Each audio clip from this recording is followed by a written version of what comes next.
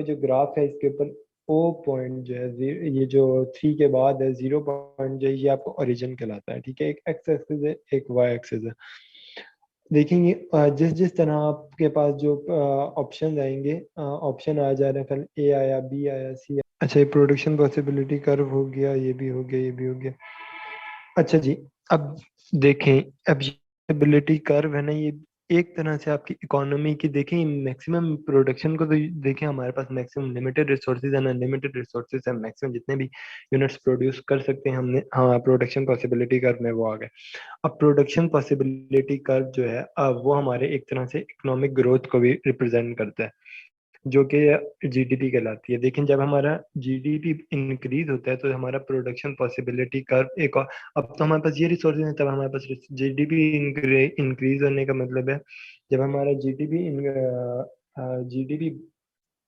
बढ़ जाता है तो इसका मतलब है कि हमारी इकोनॉमिक ग्रोथ बढ़ रही है। इकोनॉमिक ग्रोथ बढ़ रही है तो इसका मतलब है कि हम ज़्यादा से ज़्यादा यूनिट्स प्रोड्यूस कर सकते हैं, हमारे पास रिसोर्सेज ज़्यादा आ गए हैं, तो फिर आपका प्रोडक्शन पॉसिबिलिटी कर्व ये नहीं रहेगा, ये आपका प्रोडक्शन पॉसिबिलिटी के ओरिजिन से और दूर चला जाएगा, मतलब कि ए पॉइंट से बी पॉइंट में चला जाएगा। अच्छा जी, इसके अंदर एक और बात एक्सप्लेन की गई है, इसकी एक्सप्लेनेशन में आप इसी डायग्राम में देखें, एक पॉइंट ए रिप्रेजेंट किया गया है, एक पॉइंट बी रिप्रेजेंट किया गया। जो आपके पास लिमिटेड रिसोर्सेज है ना, लेकिन जो पॉइंट ए है वो आपके पीपीएफ के अंदर आ रहा है, पीपीएफ के अंदर आ रहा है, इसका क्या मतलब है कि हमारे पास इतने रिसोर्सेज हैं कि हम पॉइंट ए को इजीली अचीवेबल हमारे पास है, लेकिन हमारा मैक्सिमम प्रोडक्शन नहीं है। ठीक है, वो हम उस पे अंडर प्रोड्यूस कर रहे हैं। इसी तरह जो पॉइंट बी है हमारा, वो हमारे लिमिटेड रिसोर्सेज से बाहर है, वो हमारे, आप कह सकते हैं कि हमारे बजट से बाहर है, हमारी रिसोर्सेज से बाहर है, वो अचीवेबल ही नहीं है। उसके लिए हमें और रिसोर्सेज इस होने हमारे पास और हमें और लेबर चाहिए, हमें और लैंड चाहिए, हमें और कैपिटल चाहिए, हमें और एंटरप्रेन्योर, ये सारी चीज़ें हमें और चाहिए जो कि हमारे पास नहीं है। तो लिमिटेड रिसोर्सेज जो है, पीपीएफ हमें लिमिटेड रिसोर्सेज शो करता है, जो कि आपको इस ग्राफ से रिप्रेजेंट हो रहा है। इसके बाद एक्सरसाइज आ गई है, ये आपने खुद करनी है, और उसके बाद अगर कोई प्रॉब्लम हो तो आप फिर मेरे से पूछिएगा। चलें जी, नेक्स्ट लेसन नंबर 3 की तरफ चलते हैं। डिमांड क्या होती है, सप्लाई क्या होती है, और इक्विलिब्रियम एनालिसिस क्या होती है। सबसे पहले जी, आप जिस तरह इसके नेम से ही रिप्रेजेंट हो रहा है, डिमांड होती क्या है। सबसे पहले डिमांड हम कहते हैं किसको है, डिमांड हमारी वो क्वांटिटी ऑफ गुड्स होती है, डिमांड हमारी वो क्वांटिटी ऑफ गुड होती है जिसके ऊपर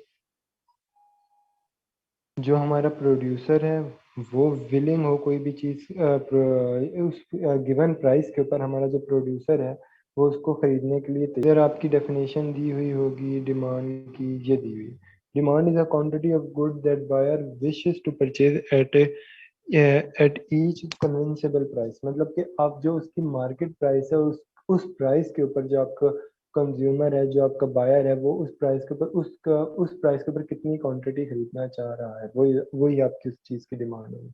और इसकी ऑपोजिट होती है सप्लाई।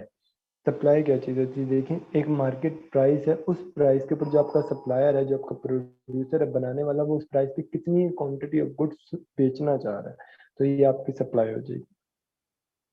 चलें जी, इसके बाद हम आ जाते हैं सबसे पहले गुड्स के ऊपर, प्रोडक्ट्स के ऊपर, कम्युनिटी के ऊपर। गुड्स क्या होती हैं, गुड्स ये सिंपली आपको पता है, गुड्स और प्रोडक्ट्स, जो प्रोडक्ट्स वो होती हैं जो हम लोग बनाते हैं, मार्केट गुड्स जो मार्केट में जिनकी सेल परचेज होती है। ठीक है, उसके बाद अच्छा जी, आ जाती हैं उसके बाद ये आपके टर्मिनोलॉजीज हैं छोटी छोटी। शॉर्टेज क्या होती है, सरप्लस क्या होता है, प्राइस मैकेनिज्म क्या होता है। अच्छा, शॉर्टेज को भी अभी आप छोड़ दें। सबसे पहले आप आ जाएं, डिमांड की डेफिनेशन आपकी होगी लॉ ऑफ डिमांड के ऊपर, पहले इधर आ जाए। अच्छा जी, लॉ ऑफ डिमांड क्या होता है। लॉ ऑफ डिमांड ये है कि देखें, जिस जिस तरह आपकी किसी भी क्वांटिटी की प्राइस कम होगी, उस तरह उस चीज़ की डिमांड बढ़ जाएगी। ये एक इकोनॉमिकल लॉ है। ठीक है, देखें, लेट्स सपोज कि आप बाजार से कोई भी चीज़ खरीदते हैं, सब्जी खरीदना चाहते हैं या कोई भी चीज़ खरीदना चाहते हैं, जितनी वो सस्ती होती जाएगी आप उसकी ज़्यादा क्वांटिटी परचेज करेंगे, ज़्यादा क्वांटिटी परचेज करेंगे। इसकी दो वजूहत हैं। एक तो ये कि आप उसकी कोई भी चीज जो आपकी उसकी कंपेरेबल जो भी उसका सब्स्टिट्यूट है, आप उसकी उससे कन्वर्ट होकर उस चीज पर आ जाते हैं। दूसरा ये कि आपकी परचेजिंग पावर बढ़ जाती है। ये भी आपको आगे जाके डिटर्मिनेंट्स ऑफ डिमांड के अंदर पढ़ेंगे। अच्छा जी, ये डिमांड लॉ के अंदर demand law states the holding all out factors constant if the price of a certain commodity rises it's quantity demanded will go down, ये एंड वाइस वर्सा। वही बात मैंने अभी जिस तरह आपको बताया, अगर जो प्राइस बढ़ेगी तो उसकी क्वांटिटी डिमांडेड कम होगी, अगर प्राइस कम होगी तो उसकी क्वांटिटी डिमांडेड ज़्यादा होगी। ये अफेक्ट होता है, दोनों का इन्वर्स अफेक्ट है प्राइस और डिमांड का, जो कि आपके डिमांड कर्व के अंदर रिप्रेजेंट भी किया गया है। डिमांड कर्व देखिए आपका नेगेटिवली स्लोप्ड है फ्रॉम लेफ्ट टू राइट। ये एक सिंपली इसको आप कर्व में भी शो कर सकते हैं और इसको आप स्ट्रेट लाइन। अच्छा जी, यहाँ पर सबसे इम्पोर्टेंट चीज़ आ जाती है factor shifting the demand curve. देखें जब आपकी इनकम इंक्रीज होती है, एक तो ये डिटर्मिनेंट्स हैं आपके जो आपके डिमांड कर्व के ऊपर अफेक्ट करते हैं। अच्छा जी, सबसे पहले आ जाते हैं इंक्रीज इन इनकम। अगर आपकी इनकम इंक्रीज होगी, अगर आपकी इनकम बढ़ेगी तो फिर आपका क्या होगा, आप ज़्यादा चीज़ें परचेज कर सकेंगे, आपकी परचेजिंग पावर बढ़ेगी, तो इससे ये होगा कि आपकी डिमांड बढ़ जाएगी इन चीज़ों में। अगर आपकी इनकम डिक्रीज होगी तो इससे ये होगा कि आपकी डिमांड जो है वो और कम हो जाएगी। अच्छा जी, इसी तरह कुछ गुड्स होती हैं इंफीरियर गुड्स और टू टाइप्स ऑफ गुड्स होती हैं। कुछ गुड्स होती हैं इंफीरियर गुड्स, कुछ गुड्स होती हैं नॉर्मल गुड्स और कुछ गुड्स होती हैं गिफन गुड्स। अब सबसे पहले आ जाते हैं इंफीरियर नॉर्मल गुड्स। कौन सी है नॉर्मल गुड्स? वही गुड्स होती हैं जिस तरह जो नॉर्मली आप परचेज करते हैं, जिस तरह जो वो गुड्स जिनकी जो प्राइस बढ़ने से जो है आपकी डिमांड कम होती है, प्राइस कम होने से आपकी डिमांड ज़्यादा होती है, ये तो होगी नॉर्मल गुड्स। लेकिन इंफीरियर गुड्स कौन सी होती हैं? इंफीरियर गुड्स वो गुड्स होती हैं जो कि आप देखें सेकेंड हैंड चीज़ें होती हैं। इनके ऊपर जो डिमांड लॉ जो है वो उस तरह अफेक्ट नहीं करता है, बल्कि आप कह सकते हैं कि इनवर्स अफेक्ट करता है। अगर इनकी प्राइस और ज़्यादा होगी तो आप इनको और इनके ऊपर उस तरह के डिमांड का वो जो है ना डिमांड लॉ अफेक्ट नहीं करता। अच्छा जी, इंफीरियर गुड्स की यहाँ पर दी गई हैं। इन पे इनवर्स इफेक्ट होता है। Inferior goods are those goods whose quantity demanded goes down as the consumer income increase. जैसे जैसे आपके पास परचेजिंग पावर बढ़ती है, आपके पास ज़्यादा पैसे आते हैं, आप सेकंड हैंड गुड को छोड़कर और हमेशा न्यू चीज़ परचेज करते हैं। लेट्स सपोज अगर किसी की इनकम कम है तो वो पहले लोग लंडे से भी चीज़ें खरीदते, लेकिन अगर उसी पर्सन की इनकम बढ़ गई है सफिशिएंटली तो अब वो जाहिर बात है वहां से जाकर नहीं खरीदेगा, वो ब्रांडेड शॉप्स पे जाएगा। तो ये जो सेकंड हैंड चीजें जितनी भी हो जाती हैं इंफीरियर गुड्स के अंदर आ जाती हैं। इसी तरह आ जाती हैं गिफन गुड्स।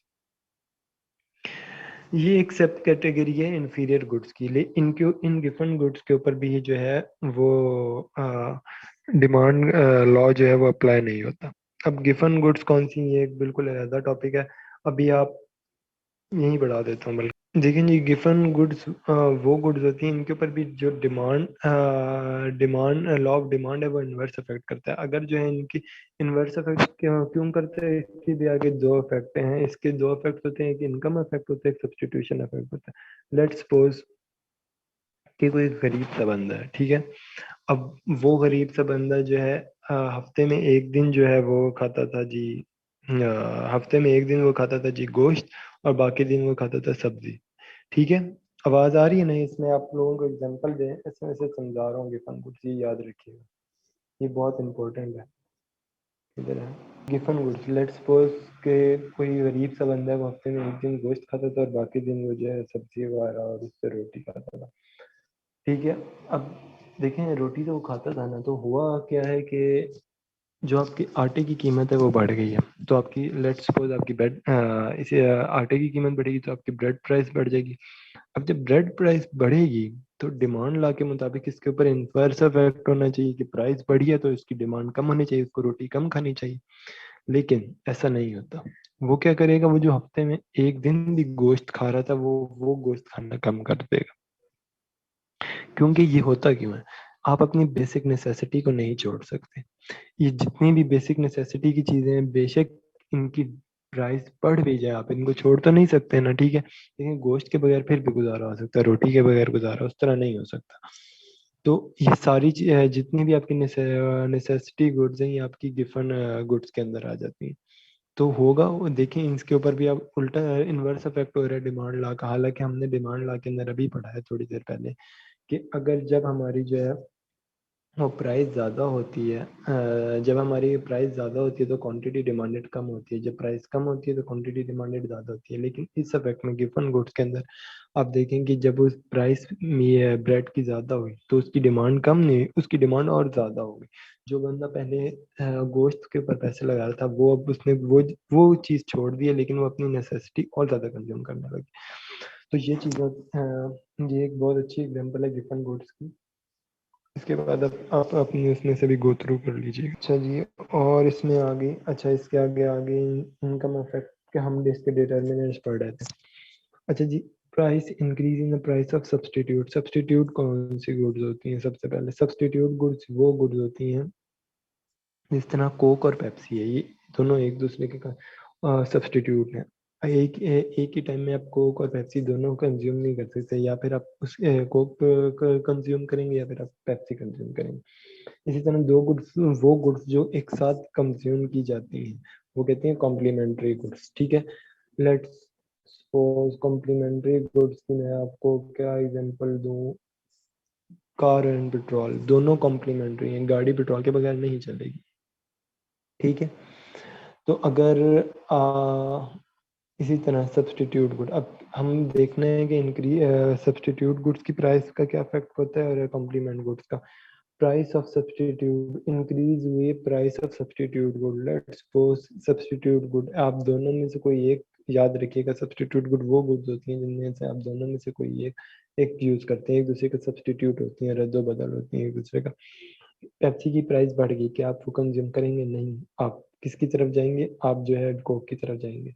इसी तरह decrease in the price of substitute, जब प्राइस ऑफ सब्सटीट्यूट कम हो जाएगा तो आपकी, अब आप यहाँ पर देखेंगे जब आपकी, लेट्स सपोज आप यहाँ पर जो डिमांड देख रहे हैं वो कोक की देख रहे हैं।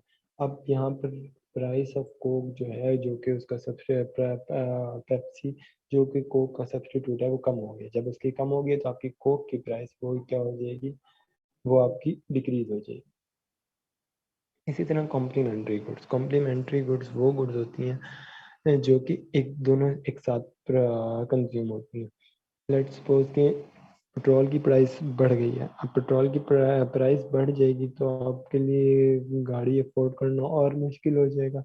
जब ये और मुश्किल हो जाएगा तो जाहिर ही बात है इसकी डिमांड जो है वो डिक्रीज हो जाएगी। इसी तरह पेट्रोल की प्राइस जब कम होगी तो आप इजीली अफोर्डेबल हो जाएगी आपके लिए कार, तो आपकी प्राइस बढ़ जाएगी, डिमांड बढ़ जाएगी। इसी तरह और फैक्टर्स हैं जिस तरह increase in number of consumers, जितने ज़्यादा पॉपुलेशन, जितने ज़्यादा खरीदार होंगे उतनी ज़्यादा डिमांड होगी, ये तो लॉजिकल बात है। इसी तरह decrease in number of consumer, जितने कम कंज्यूमर होंगे उतनी ज़्यादा डिमांड कम होगी। अच्छा जी, लेफ्ट वर्ड और राइट वर्ड मूवमेंट बताई गई है अगर जो है डिमांड ज़्यादा हो रही है। ठीक है, अच्छा एक मूवमेंट होती है अलोंग द डिमांड कर्व के, ये डिमांड कर्व जो दिया गया है इसी के ऊपर मूवमेंट हो रही है। ये मूवमेंट सिर्फ कब होगी? जब आपकी प्राइस चेंज होगी ना, प्राइस इंक्रीज हुई, प्राइस डिक्रीज हुई, तो ये movement along the demand curve है।